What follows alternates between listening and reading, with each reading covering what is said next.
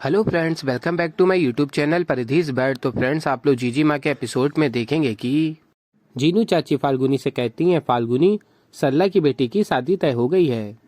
और कहती हैं, याद है ना तुझे सरला, जिसका पति कारीगर है। और फिर फाल्गुनी कहती है, हाँ याद है। और फिर आगे आप लोग देखेंगे कि और फिर तभी फाल्गुनी जा ही रही होती है और सरला मासी दिख जाती हैं। और फिर फाल्गुनी कहती है, बड़ी लंबी उम्र है आपकी, हम आप ही की बात कर रहे थे, बधाई हो, आपकी बेटी की शादी तय हो गई है।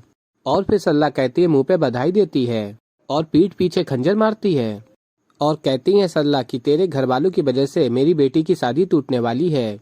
और फिर फाल्गुनी कहती है, ये आप क्या कह रही हैं मासी। और फिर सल्ला कहती हैं, अरे मुझसे क्या पूछ रही है, जाके उस आदमी से पूछ, तेरी वजह से रावत वालों क्या काम पर वापिस गया था। और फिर तभी फाल्गुनी तेजा के पास जाती हैं और कहती हैं, क्या हुआ तेजा जी। और फिर तेजा बताते हैं, उत्तरा देवी ने हमें कंपनी से निकाल दिया, कंपनी में नई मशीन लगवाई गई है। और फिर सारी बातें बताते हैं। और फिर फ्रेंड्स, आप लोग आगे देखेंगे कि विधान नियति के लिए तोहफा लेके एक आता है। और फिर तभी नियति कहती है, इसके लिए तो मुझे मॉम, डैड और जीजू को थैंक यू बोलना पड़ेगा। और फिर विधान कहता है, क्यों, ये मैं लाया हूँ तुम्हारे लिए। और फिर नियति कहती है, पर उनकी कमाई से। और फिर नियति कहती है, विधान, अगर तुम खुद की कमाई से मेरे लिए कॉटन का दुपट्टा भी लाते ना, मुझे वो भी बहुत पसंद आता। और फिर विधान कहता है, ये क्या बात हुई। और फिर नियति कहती है, वही जो मैं तुम्हें समझाना चाहती हूँ।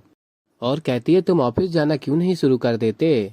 और फिर विधान कहता है, छोड़ो ना ये बातें, चलो लॉन्ग ड्राइव पे चलते हैं। और फिर नियति कहती है, तुम्हारे ऑफिस के आने के बाद पक्का।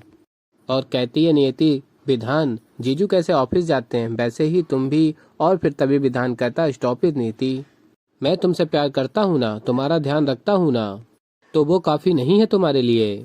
और कहता है विधान, तुम चाहती हो कि मैं बदल जाऊं, पर नियति, तुमने जिस इंसान से प्यार किया था वो ऐसा ही था। और फिर फ्रेंड्स, आप लोग आगे देखेंगे कि सुयेश फाल्गुनी से कहता है, पत्नी बनने की कोशिश मत करो।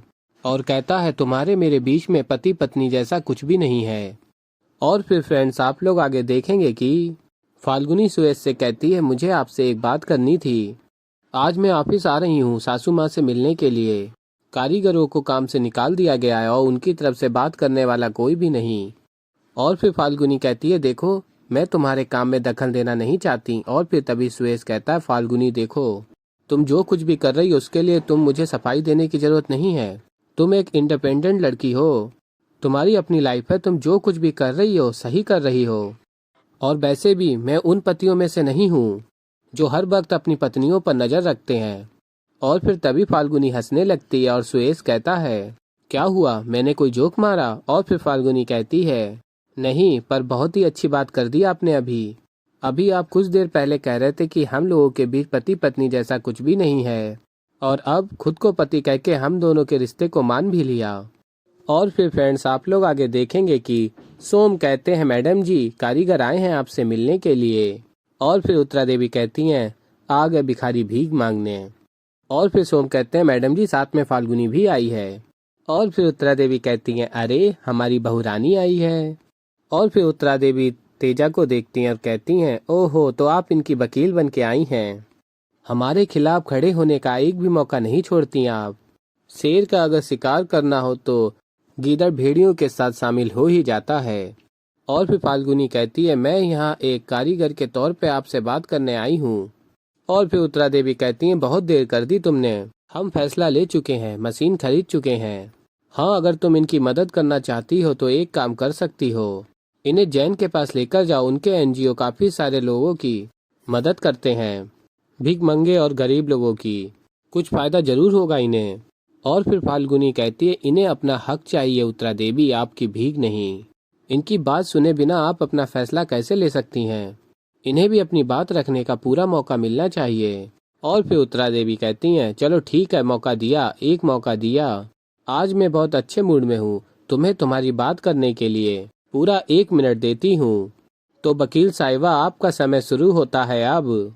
और फिर फाल्गुनी कहती है, मैं मानती हूँ कि मशीन भी साड़ी बना सकती है, बस साड़ी को बेहतरीन एक कारीगर का हुनर ही बनाता है, मशीन कारीगरों के हाथों का मुकाबला नहीं कर सकती। और फिर उत्तरा देवी कहती है, बहुत गर्मी हो रही है सोम, एसी का टेम्परेचर कम कर दो।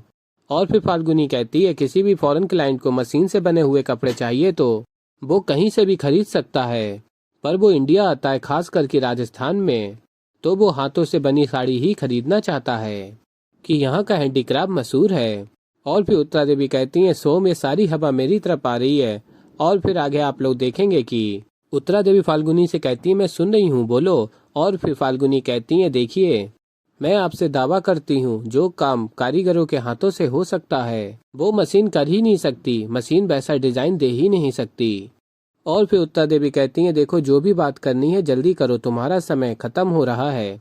और फिर आगे उत्तरा देवी कहती हैं, मिलोड वकील साहिबा आ तो गई हैं, पर उन्हें ये नहीं पता कि अदालत सबूत के बिना पर चलती है, दावों पर नहीं। और फिर फाल्गुनी कहती है, ठीक है, आपको सबूत चाहिए ना, हम दे देंगे, बोलिए क्या सबूत चाहिए आपको। और फिर उत्तरा देवी कहती है, मुकाबला। और बताती हैं, कल एक तरफ तुम्हारी टीम होगी और दूसरी तरफ होंगी मेरी मशीन्स, दोनों एक ही समय पर 100 साड़ियाँ बनाएंगे और परसों बराबर 10 बजे पूरब डायरेक्टर के सामने पेश करेंगे। डायरेक्टर्स को जिनकी साड़ियाँ पसंद आएंगी वो जीत जाएगा। और तभी तेजा बोलता है, 100 साड़ियाँ एक दिन में, 100 साड़ियाँ, ये कैसे संभव है। और फिर उत्तरा देवी कहती हैं, मेरी मशीन से बना सकती हैं। और कहती हैं, अब पता चला मैं आप लोगों को क्यों निकाल रही हूँ। तो वकील साहिबा, अगर तुम्हारे कारीगर जीते तो मेरी मशीन्स बाहर, और अगर मेरी मशीन्स जीती तो देखिए, अगर आप ये चैलेंज नहीं लेना चाहते पीछे भी हट सकते हैं, लेकिन मैं ये नहीं सुनना चाहती कि मैंने बराबरी का मौका नहीं दिया। और फिर तभी फाल्गुनी कहती है, हमें आपका मुकाबला मंजूर है उत्तरा देवी। और फिर उत्तरा देवी कहती हैं, वेरी गुड, अगर तुम्हारे कारीगर जीते तो मेरी मशीन्स बाहर, और अगर मेरी मशीन्स जीती तो उसकी कीमत तुम अपनी कारीगरी छोड़कर चुकाओगी। अगर तुम्हारे कारीगर हारे तो फाल्गुनी, तो तुम अपनी सिलाई मशीन को जिंदगी में कभी दोबारा हाथ नहीं लगाओगी, मंजूर है। और फिर फाल्गुनी कहती है, हाँ मंजूर है। और फिर फ्रेंड्स आप लोग आगे देखेंगे कि विधान सुरेश भैया को बुलाता और कहता है, मिस्टर रावत, ये बताइए कि पति और पत्नी के बीच में झगड़े होने से प्यार बढ़ता है या नहीं। और फिर सुरेश कहते हैं, पति पत्नी को झगड़ा नहीं करना चाहिए। और फिर फाल्गुनी कहती है, हाँ झगड़ा भले ही ना हो पर मुंह जरूर फुला लेना चाहिए। और फिर फ्रेंड्स आप लोग आगे देखेंगे कि तेजा कहता है, अभी तक हमारे 50 साड़ियाँ पूरे हो गए हैं। फिर फाल्गुनी कहती है, अरे वाह, इसका मतलब आधा काम पूरा भी हो गया है। तो ऐसे ही फ्रेंड्स आगे और भी बहुत कुछ देखेंगे आप लोग। तो अभी के लिए इस वीडियो में इतना ही। तो फ्रेंड्स वीडियो पसंद आई हो तो वीडियो को कर दीजिएगा लाइक, चैनल पे नए हैं तो चैनल को कर लीजिएगा सब्सक्राइब और बेल आइकन को प्रेस कर दीजिएगा, जिससे कि हमारी नई वीडियो का नोटिफिकेशन आपको मिल जाए। तो फ्रेंड्स मैं मिलता हूँ जल्दी आप लोगों को एक नई वीडियो के साथ। तो तब तक के लिए फ्रेंड्स बाय बाय।